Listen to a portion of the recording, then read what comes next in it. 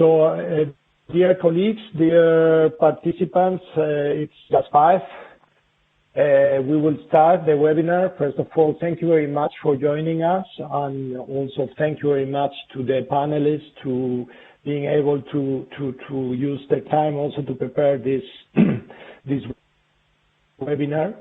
My name is Enrique Terol. I am a policy officer of the European Commission. I work in the European Referral Network team. And as you know from the information we provided, the aim of these webinars is to put together the knowledge that the clinician and expert community is doing related with the COVID-19 patient management with the knowledge and expertise of the European referral networks that, as is the case today, are having a deep knowledge in very concrete and infrequent and complex diseases, like is the case of bond diseases. The ERN bond has been working during all the COVID crisis, taking care of the patients, and that will be explained now, doing many activities oriented to allow the patient to get the appropriate care and to detect if there are any problems with their management. So let me give you some quick hints about the webinar today. You are by default mute, so you will not be able to speak in this webinar as it will be recorded, and we do not want to bother you asking for consent. You will not be invited to talk, and we will ask you and we will encourage you to put all your questions in written. You have 2 ways of doing it. If you have a general comment to the whole audience or a question, a technical question, please put that in the chat. And if you have a question related with one of the speeches or a technical question, please put that in the question and answer box. You will see that you have that in your alternatives in your screen. And after the meeting, the presentation ends, the chair will will look at the questions and will invite their colleagues to answer to you, or himself will provide you an answer. All the meeting, as said, will be recorded, and the recorded file will be made available in the Commission webpage. We will inform all of you about this, and we will send you the link as well. So, just to end, just let me introduce Dr.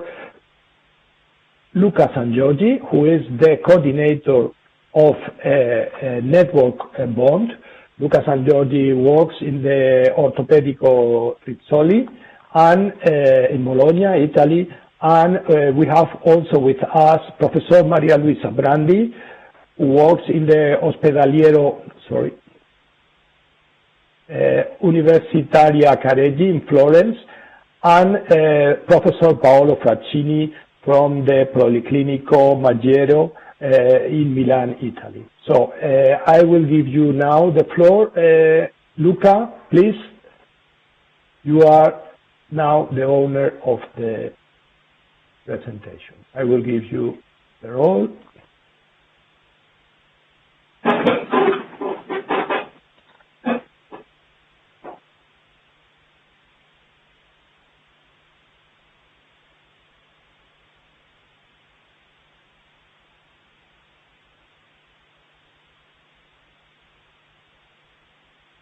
For the invitation and then for the participation to this webinar. What we are going to present today briefly is the experience that we have accumulated during the past weeks on how to manage patient at distance.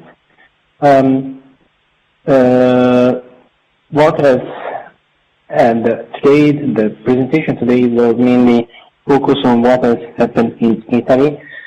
First, because Italy is one of the countries in which COVID has started to be very aggressive and very, I would say, present. at the beginning, and the emergency was really strong since the beginning in our country. If you consider that the prevalence of rare disease patients is about 6–8%, you can do the calculation of the estimated patient that could have been hit by this emergency. Why we have decided to set up this situation, this helpline? Well, this helpline was devoted to both sides of the coin, meaning professionals that could have to deal with patients that they have never seen in their daily life experience, and so it could have some. Sorry, Luca, for interrupting you. We cannot see your slides. Let me see.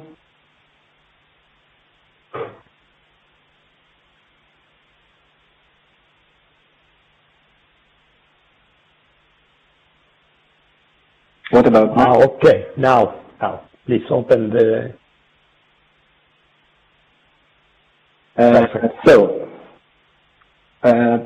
Again, professionals were affected, meaning that they had to deal with patients that they have never treated before, and this is especially for the emergency room people and also for the intensive care unit people. And as you know, patients affected by a rare disorder might have difficulties in the management for the respiratory aspect. But probably the most affected were the patients, in which this kind of tsunami left them alone, and I would say disoriented after the cancellation of medical visits, surgery, renewal of drug prescription, but also indication. And please consider that many of the clinicians have been redirected to the COVID wards. So it was also difficult for them to reach us by phone in order to get information or how to manage this situation. So what we have decided is to set up a phone line, a mobile phone line. Why? Fundamentally, the fact is that we were thinking also to use more sophisticated methods, but especially for patients, the phone was much easier to use. And for the healthcare professional, simply it was difficult to have time to connect by computer, especially for those that were working in the intensive care unit. We have collected, in the slide were 230, today we got the 12 more phone calls, because we are still getting many phone calls. I will briefly mention this, especially for the phase 2 of this program, meaning how to restart or the follow-up visit of this patient, how to restart the treatment, how to restart what has been stopped for 2 months at least. The frequently asked question, both from healthcare provider and the patient, were about cardiopulmonary condition, orthopedic problem, and drug interaction. All the experts were people with an extensive experience in dealing with rare disease people. I really must acknowledge the Italian colleagues that have supported and that have given their time and effort in order to support this helpline. And to be honest, the phone maybe was a dirty method, but was quick, and it was very useful, especially for those patients that have no experience with any digital barrier. Obviously, the helpline was free, was provided 24 hours a day, 7 days a week, since emergency couldn't be scheduled. I must say, theoretically, the helpline was in Italian. Even I must tell you that we got at least 10% of the phone calls, and not only phone calls. I must say that we have received a certain amount, maybe more than 50% of the requests by text messages. We have received 10% of these requests also from outside Italy.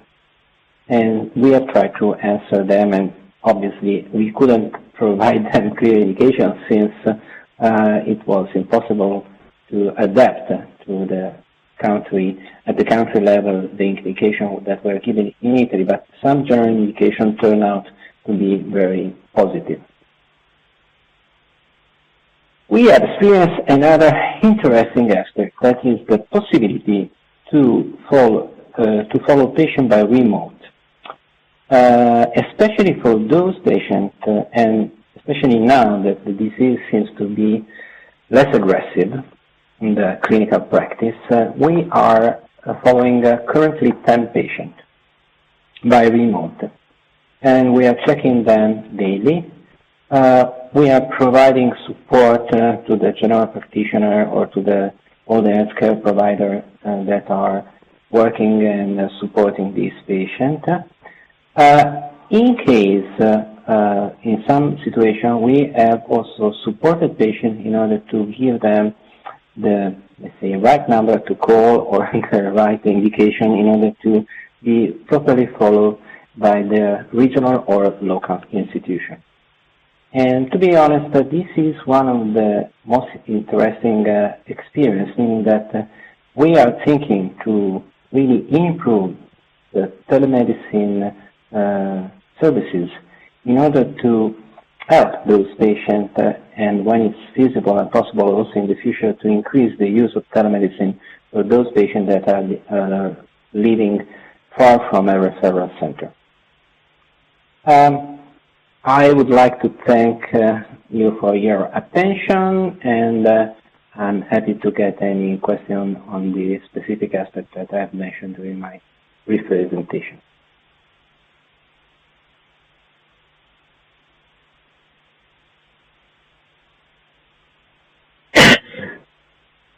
Thank you very much, Luca. If there are questions now, we can address it now, or either we can put everything together at the end. Yeah, we can do also at the end, and I'm happy to leave the floor to Professor Maria Luisa Brandi from University of Florence, that will provide us the clear indication on the medical management of this patient. Maria Luisa. Thank you, Luca. And if I can have my presentation, and I will ask you to move forward my slides. I'm an endocrinologist at the University of Florence, part of the action of the ERN BOND network, working under the supervision of Luca, Sangiorgi. And for me, the topic today is to talk about drug treatments and critical points in this moment of outbreak that we have been experiencing all over the world. And certainly we know that patients that have fragilities, like our patients also with bone fragility, they can suffer even more for any morbidity up to the lethality for the COVID infection. And so they are like more fragile than others. And also we need to assist, like Luca was saying before, the patients, also the carers, and also the advocates, in which ones can be the tools and the ways to decide on the health of these patients, but with something that is an informed decision. And during this moment of crisis that we have been experiencing, then people that are disadvantaged, like the people that are suffering for rare disorders, have a pressure that is even more intense. And so we need, obviously, to offer them any possibility to have access to the therapies, certainly, and also to the specialists that are caring about them. And I believe that the initiative that Luca Sangiorgi took regarding the establishment of an helpline is really something that we have to thank him for the idea he had at the beginning and for the possibility that he was putting in place. You can have the next slide.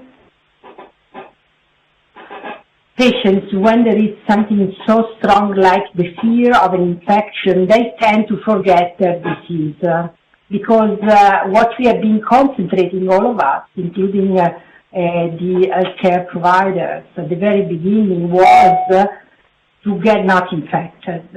So that is where we concentrate mostly. And the patients can therefore eventually also to stop their therapies. Most of all, if the therapy is not immediately life-threatening. So I can't stop this therapy because I don't need this for surviving. And that is a problem that we have to face in these difficult moments. Therefore, it's necessary to develop something that is useful for the patients to remind that their treatments are important. In fact, giving a treatment can put you even at more risk of the consequences of the infection, and to offer some assistance that in this case was a 24-hour contact channel that made possible the patients to ask for suggestions, or the patients either affected by COVID infection or not affected. So the helpline gave specific information also to the healthcare professionals that eventually became the first target for the patients, but they are not really specialists, and so they needed to ask to the specialists how to move forward in the therapy and the management of the patients. Can I have the next slide? So when we talk about drug treatments, there are two treatments that we can just focus on. First of all, there is vitamin D and calcium and phosphate salts, because some of our patients have to take these therapies. It happens that more often a patient that is suffering for a rare disorder, in fact, is taking vitamin D even at a young age, just because there is need for more support.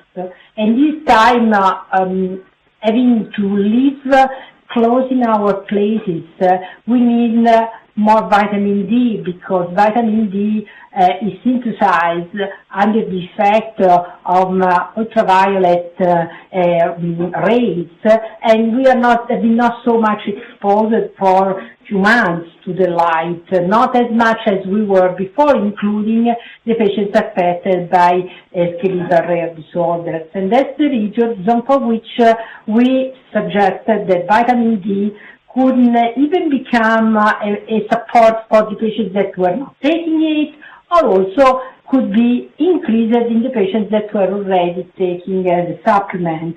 Also because vitamin D, besides being very important for making possible the intestinal absorption of calcium and phosphate, is also very important because it has actions on our adaptive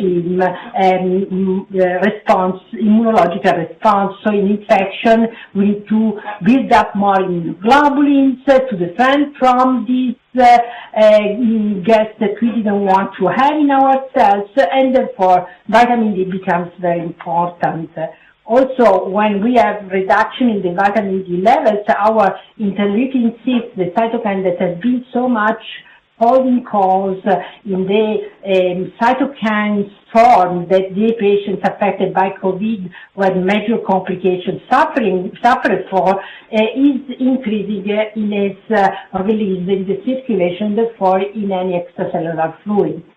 Calcium is another important element in the health of these mineralized tissues, because calcium together with phosphate makes up the hydroxyapatite, and so we have to make sure that our patients are introducing in the recommended quantities of calcium every day, and we have to supplement the people that are not able just to the diet to introduce the quantity that are recommended for their age. So that's another point to remember. Then we have in our cohort of patients affected by metabolic inherited bone disorders, people that suffer from vitamin D dependent rickets type 1 and 2, and these people need to be administered metabolites that are active of vitamin D, like calcitriol and alpha-calcidol, and we want to make sure that these are not missed.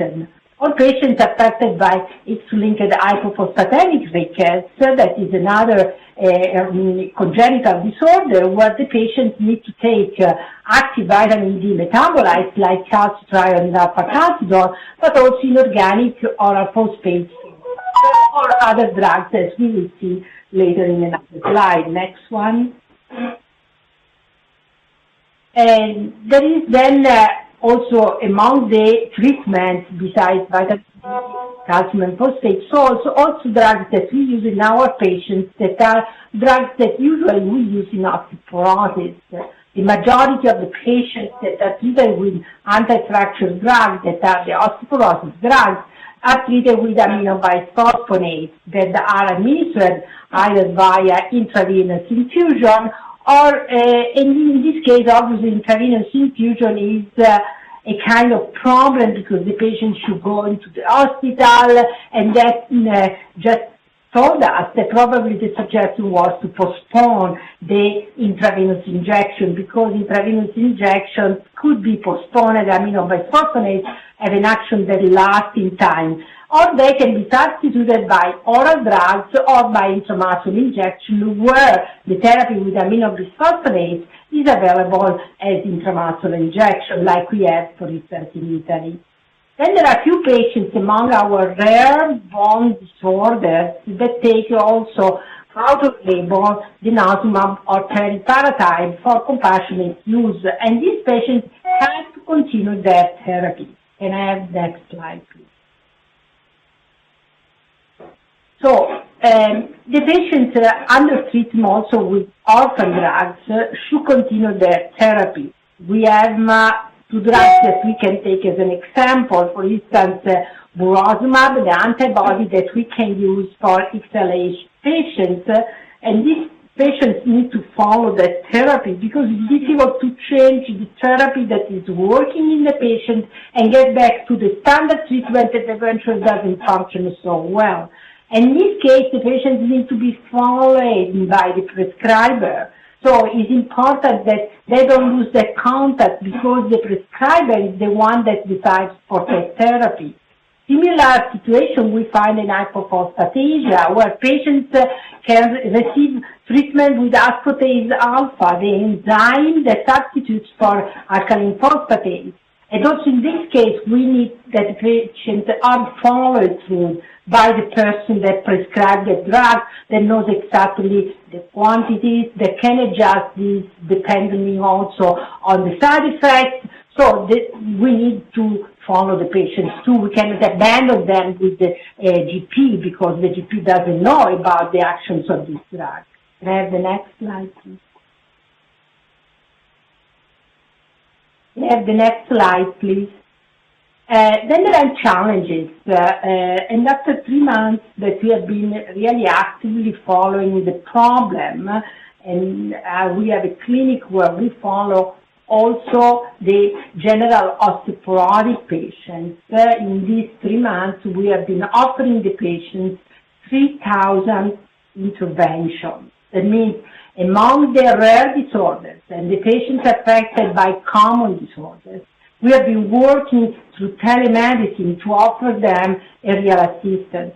But telemedicine that we were so worried at the very beginning because, you know, that this has not been so well organized, are initiatives that mostly the public hospitals didn't see like a solution. They were seeing this like a way of not doing properly the job that we have to do as doctors. But this worked much better than we could expect. And in fact, Luca mentioned about that at the beginning, and we have to learn through this, and we have to develop systems from now on. And what we tried to do was, first of all, imagine that in this period, even certain drugs became less available. There was shortage of drugs in the distribution chain. So we had to face this problem, trying to call the companies and try to see if there was a real urgent situation to solve it. Orphan drugs, prescription can become more critical because some of these drugs are prescribed, but they need a permission from the central payer, that is our agency. And these days, the agency was so busy with other studies for COVID infection that we had delays, and that's another problem. So the helpline was also made accessible in the case of our center, also to the patients affected by disorders that are not rare in origin, but in fact they needed it. As I told you, we have been very active in these months in the hospital and trying not to leave any one of our patients without an answer. Next one, please. Can I have the next slide? So in conclusion, our experience has been teaching us that telemedicine should be implemented in the care of the rare bone diseases patients.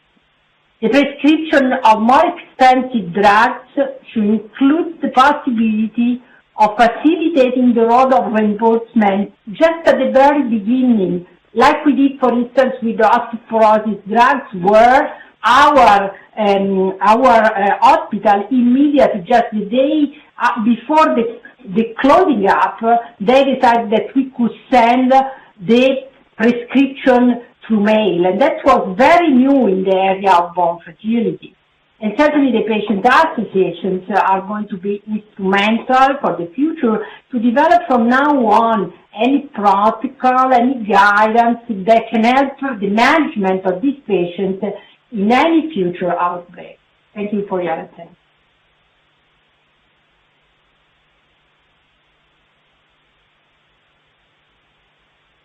Yeah, Luisa, for your brilliant presentation and for also the consideration that you were giving in your conclusion. I'm happy to leave the floor now to Paolo Fraschini, that will present us the challenges that we have experienced about rehabilitation and respiratory condition in rare disease patients during this difficult time.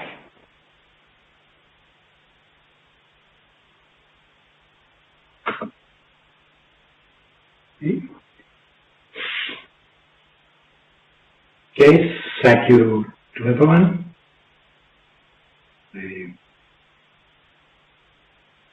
Yes, maybe.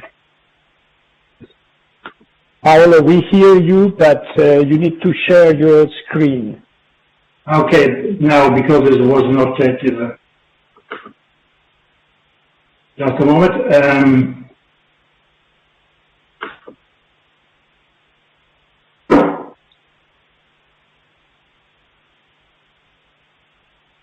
Look at it.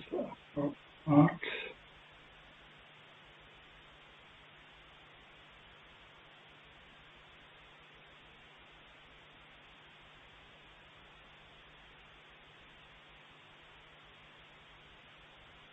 I try to make it, but it's not active the upper part of the bar.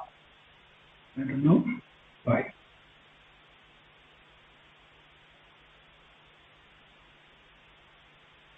Oh.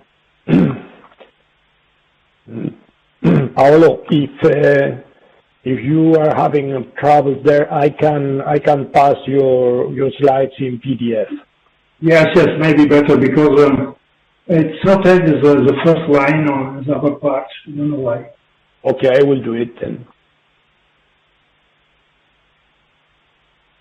I will.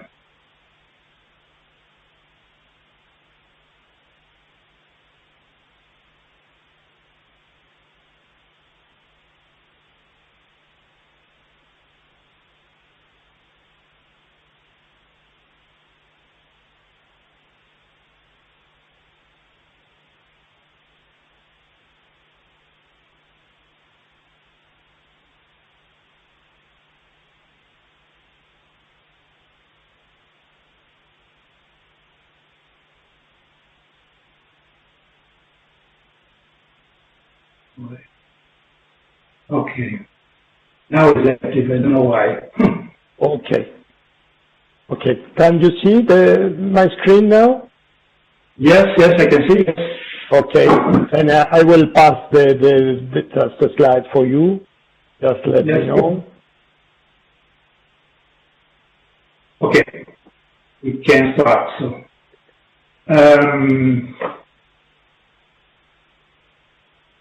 Okay, but there are two groups of people regarding airborne diseases that are quite important: the group of children and adolescents, and the group of adults. The difference between the two groups is because the COVID has a different aspect in the two groups. In fact, in children and adolescents with chronic disease or airborne disease actually lacking very. It's likely that they may be infected in the same proportion as healthy children and adolescents. However, children with bone diseases affecting chest wall developments could be at a greater risk of acute respiratory insufficiency and even if affected by a mild form of disease. I think that...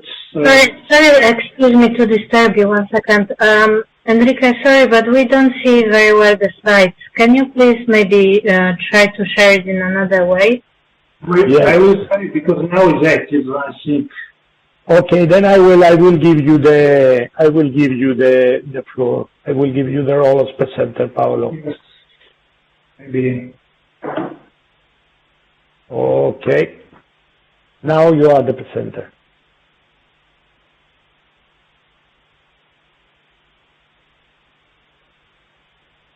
Okay.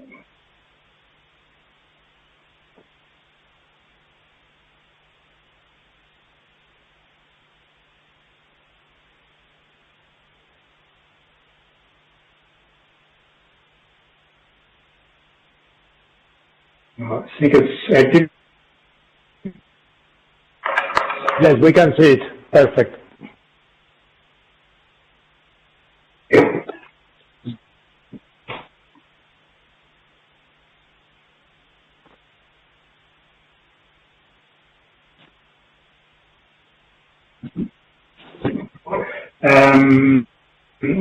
In the chest wall malformation, and it includes the stiff and narrow chest.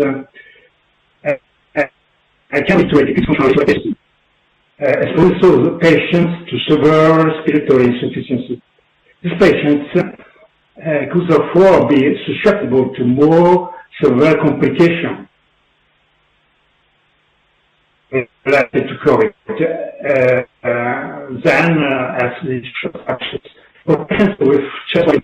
So we recommend to seek for a device since the onset of fever and to access to hospital in case of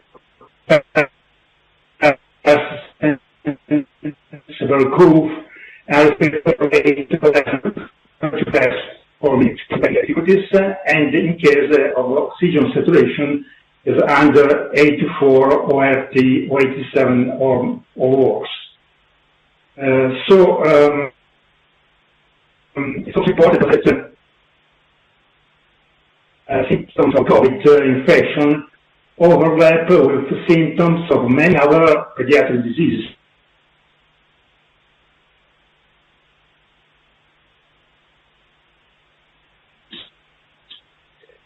And that other pediatric period are possible sites of infection.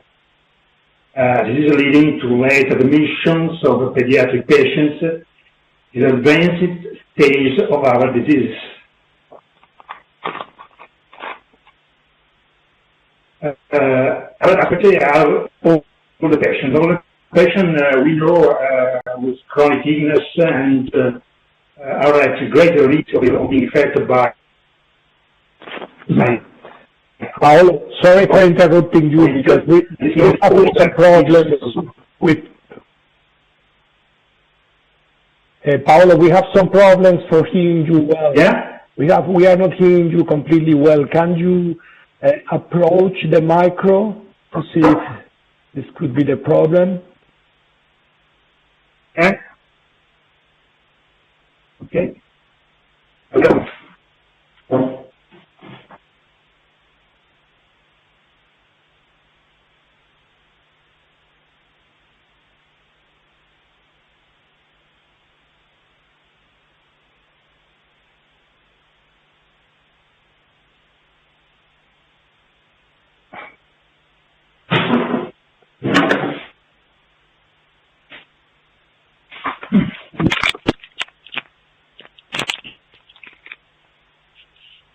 Yes, maybe better now. Yes, much better. Much better. Change the device. Yes.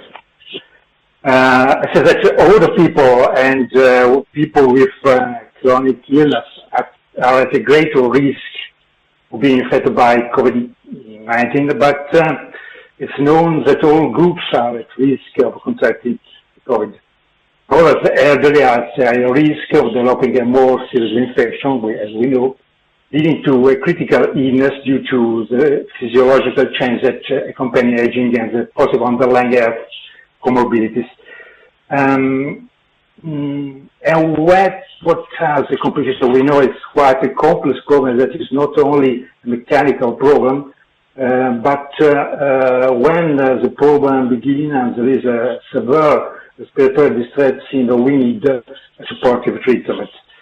So,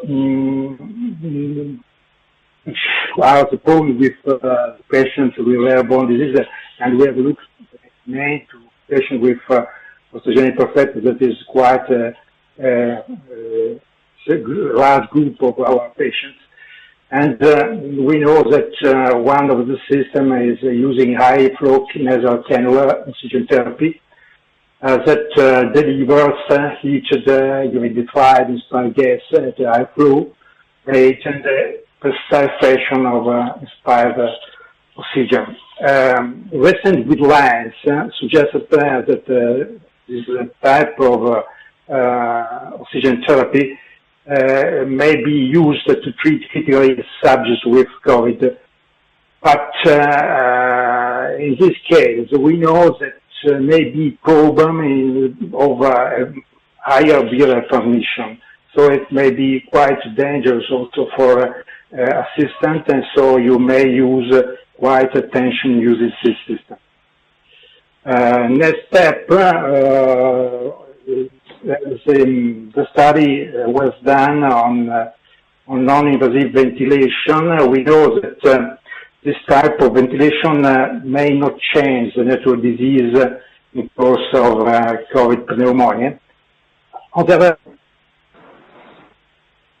we have seen that non-invasive ventilation is very effective in management of acute respiratory failure in subjects with high-risk osteogenic perfecta.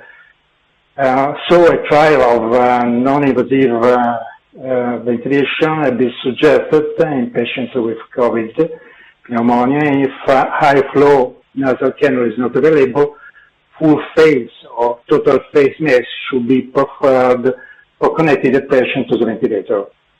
However, we need the close monitoring for a worsening of respiratory failure in case you use this system. Next, we have dangerous to carry into intubation, and we know that may be practically difficult and unsafe in individuals with OI and should be performed by a trained and experienced provider, as patients are known to have difficult airway with high risk of odontoaxial dislocation and cervical, mandibular, tooth fractures during direct laryngoscopy. Patients with severe pneumonia may desaturate quickly during intubation and should be provided for at least 5 minutes by pre-oxygenation via face mask with a high flow nasal cannula or non-invasive ventilation. We need a video with laryngoscopy over direct laryngoscopy, if available, and is suggested to reduce the risk of infection for providers.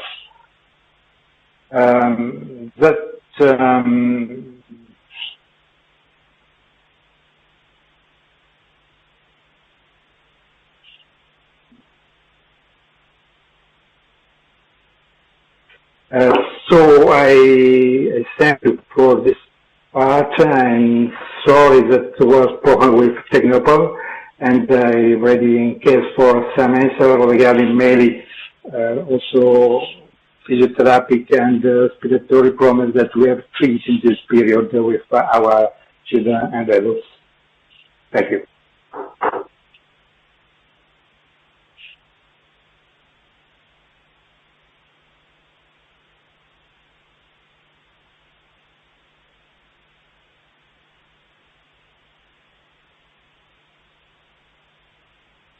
Thank you very much, Paolo. Please, Luca, I pass you the floor now. Okay, thank you very much, and I would like to encourage people to send the question in the specific question and answer part of the webinar. In the meanwhile, we have received, oh, by the way, all the experience that we have accumulated in this past week has been concentrated in a paper that has been submitted already. The paper is under revision, and we hope that as soon as the paper will be hopefully published, we will be happy to share this paper, because we think that some of these considerations may be useful also in the long run. I again would like to encourage all the people to send a question through the question and answer part of the webinar. We have already received some questions. The first question is from Sue Wood. Lady is asking, have you allowed patients to take their hospital medicine at home by injection? I think that Luisa is the right person to answer to this question. Yes, certainly when the therapy was prescribed by a doctor and was not intravenous, the preference was obviously that the patient would administer that drug by himself or herself home. Different story if, for instance, the drug was administered within a controlled clinical trial. In that case, we have rules that we have to respect, and in that case, the drug was administered in the hospital.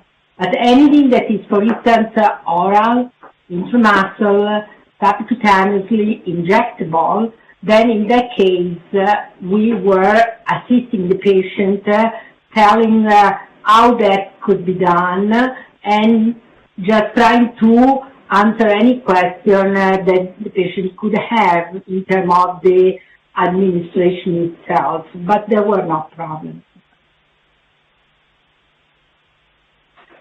Thank you, Maria Luisa. We are receiving other questions as well. A certain number of them is both myself and Maria Luisa have mentioned the fact that to increase the use of telemedicine in the follow-up of this patient, I think that this is one of the hot topics for the future. Maria Luisa, would you briefly mention what is your experience, and then also Paolo, that can mention the experience on the follow-up of a patient by, especially for the rehabilitation and for aspects like this, and then I can briefly mention also our experience.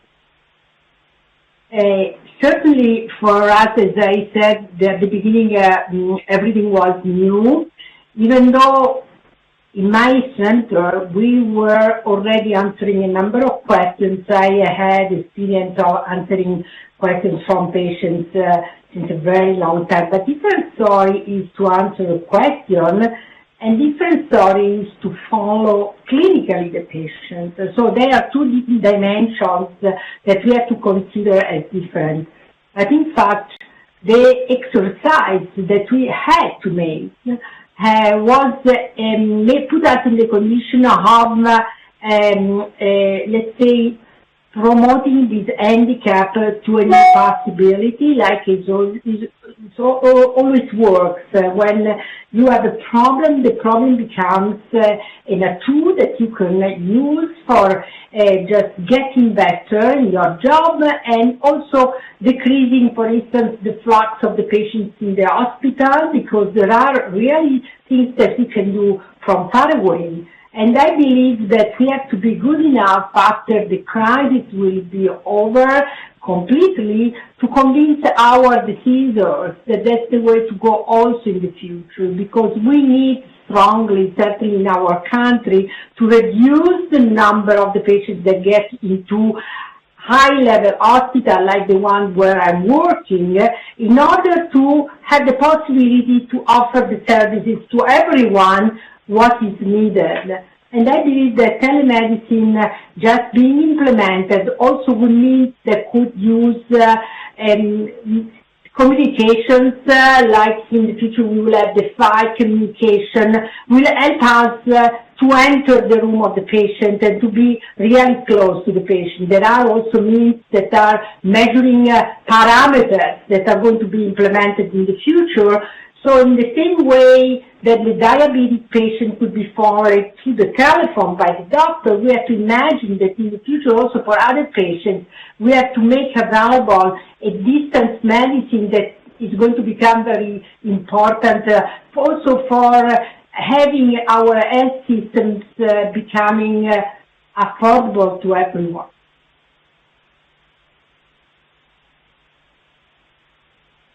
Thank you, Maria Luisa.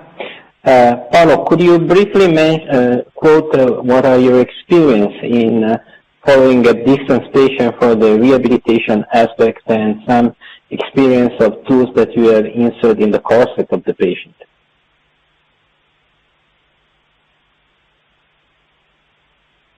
Paolo, you need to unmute your microphone.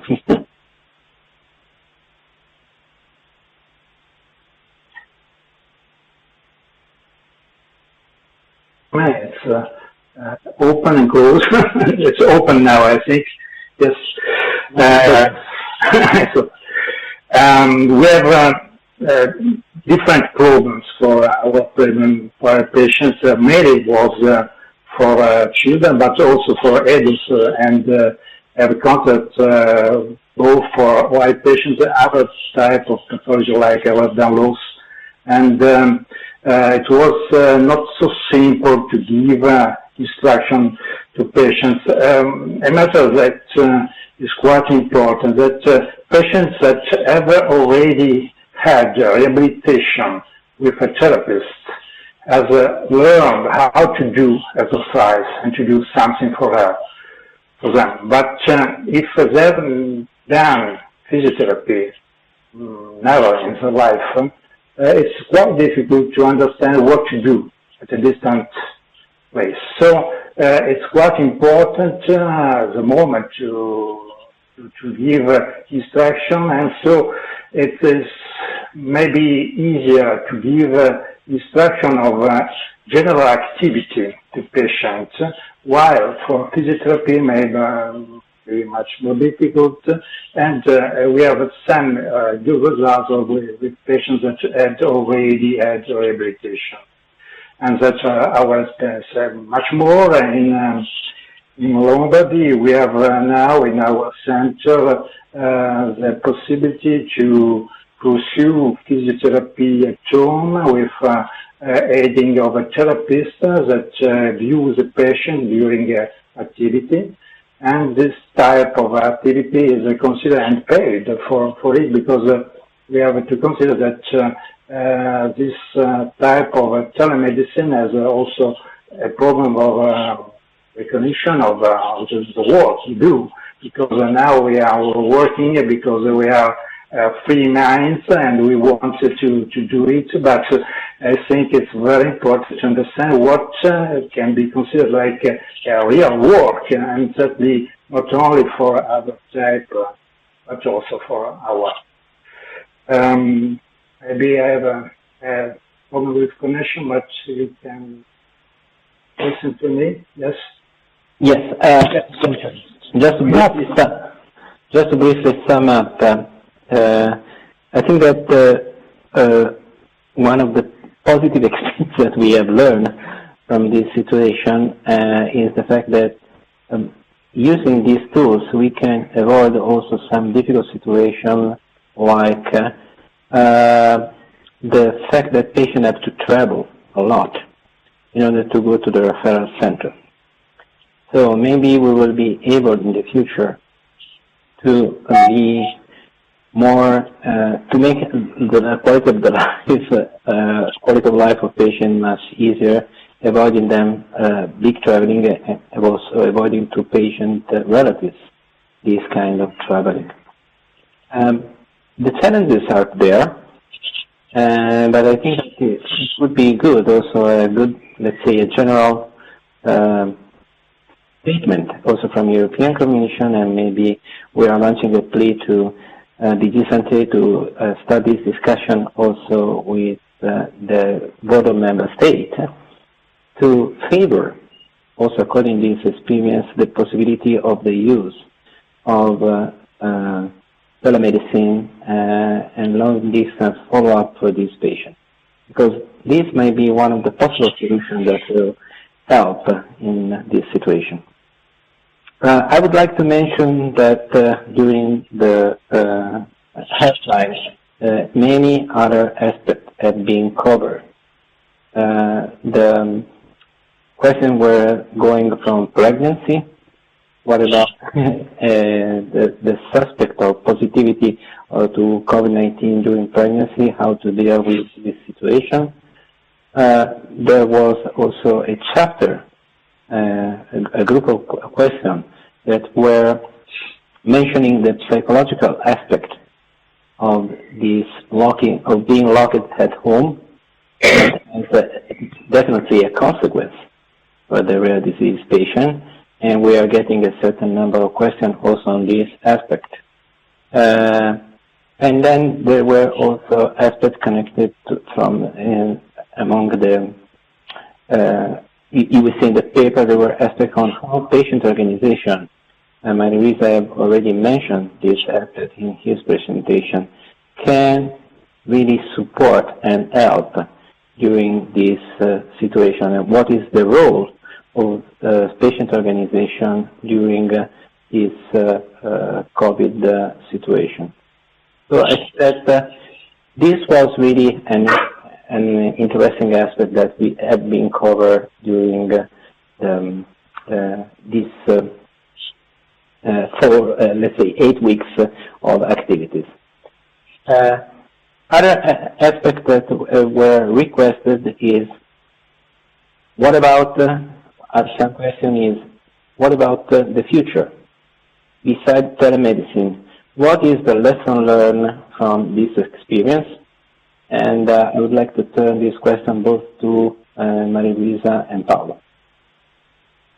And then I think that this is the last round of questions, because we are very close to 6 o'clock, and in case all the other questions will be answered, please send, in case you have other questions, please send them to us, and we will be happy to answer in writing. I believe that the word, here, watchword that we have to use in this case is being flexible. Flexibility. So we need that systems that usually are very, very fixed. They are like mammoths there, where every rules could have been broken because otherwise the system seems not to work. Now we need to be more flexible. If we will not have this flexibility by the health systems, then there will be people that will pay more in the moment in which there is already a difficulty like this. So I do believe that the rare disease community do something that is a real action in order to have, or emotion anyhow, that will help in the future to have rules. Like I was saying, writing guidance where if something like this happens, immediately we have number one rules that can be broken and becomes another rule. So because patients really need that, and because we don't know if there will be other outbreaks, because after this we cannot be prepared, then we have to be prepared for other possible situations like this, but this situation will not find us unprepared. So we need then now to create rules and to write this down and to make those available in any future problem like we had now that could be of any other nature in order to be closer to the patients that are just the frailest ones.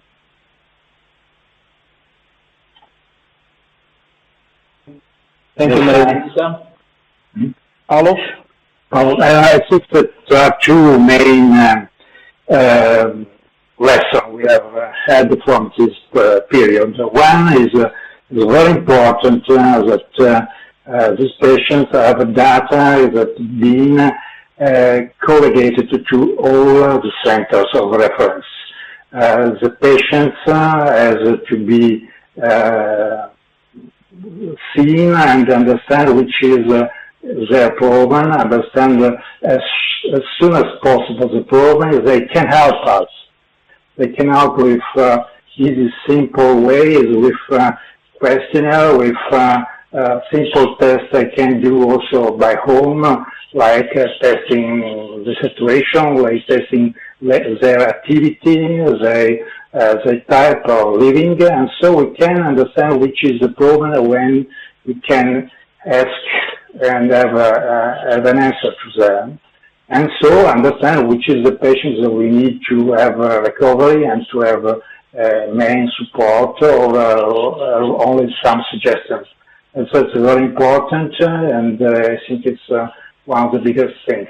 And technology is one of the biggest chance because for all these patients we have new materials, new way to build orthesis, also with 3D printing that can be created far from the home and printed at home. And so there are lots of ideas that can be purchased from this activity.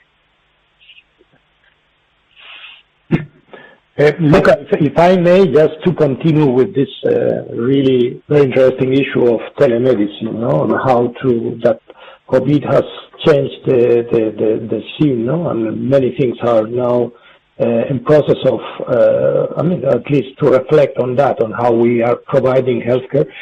Just to tell you that we had a webinar the other day with Endo ERN, and Alberto Pereira was exactly highlighting the same situation. He even made a rough calculation that around 20% of their consultation are now done using telemedicine, and also something very important that is related with the regulation is that it seems that the government of the Netherlands, they have accepted telemedicine as one reimbursable and recognized service.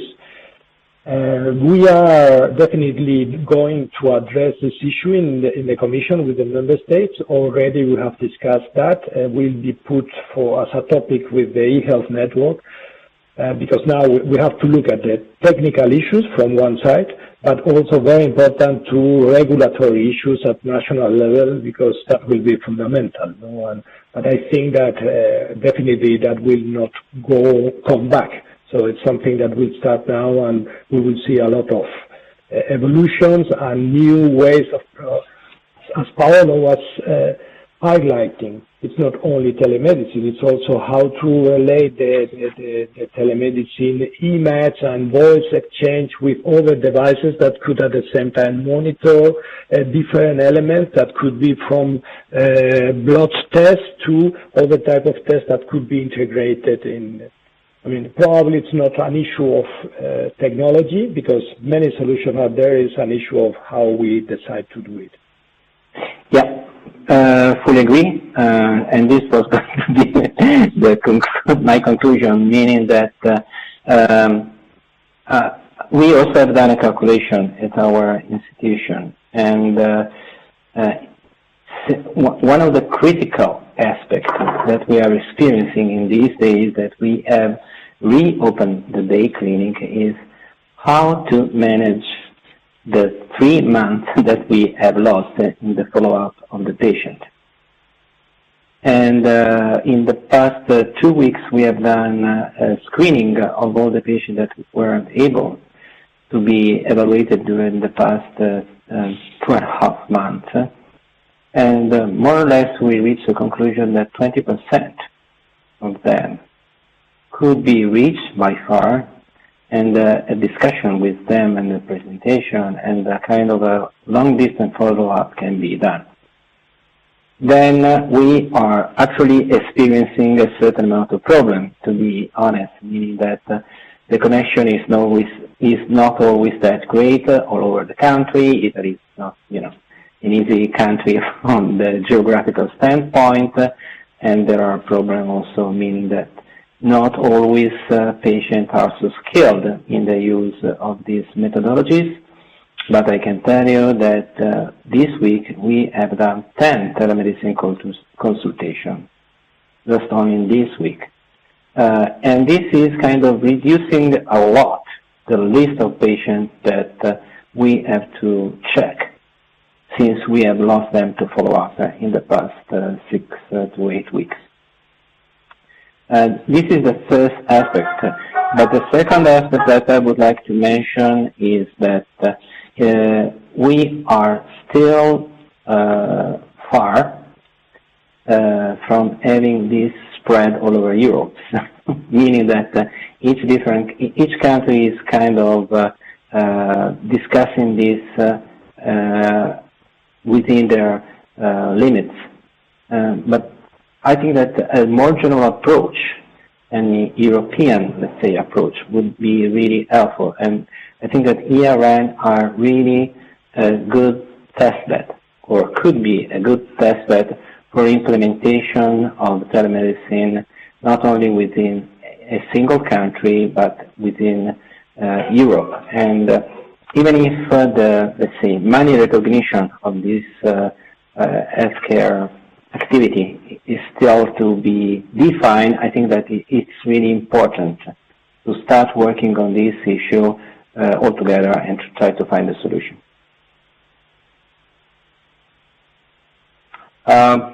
We are 3 minutes over the time, but we still have some questions, but I think it's a bit too late to answer to them, and I leave the stage to Enrique for the final conclusion. Thank you very much, Luca. Thank you very much, Professor Fraschini and Professor Brandi. It was an excellent webinar, and also an opportunity to learn on how you have been managing this complicated situation with at the end, with imagination, with the capacity to improvise and to address the problems, which is one of the most incredible things in this time. No? Probably the only positive thing that we are getting, but it's really amazing, no? To see what you are doing now. Thank you to all the participants. It was a pleasure having you with us. You will see when you close the meeting that it will pop up a short survey. Please fill it for us. It's important for the presenters. It's important for us. And you will have also the opportunity to propose all the topics that you will be interested. The meeting, as explained, will be recorded. We will distribute the information to all of you, and probably I suppose that for Monday will be available, and you can please spread that, share the links, etc., etc. And the recording will be available also on the Bond ERN website as well. So excellent. Thank you very much to all. Then have a wonderful evening, and see you soon. Bye-bye. Thank you, everybody.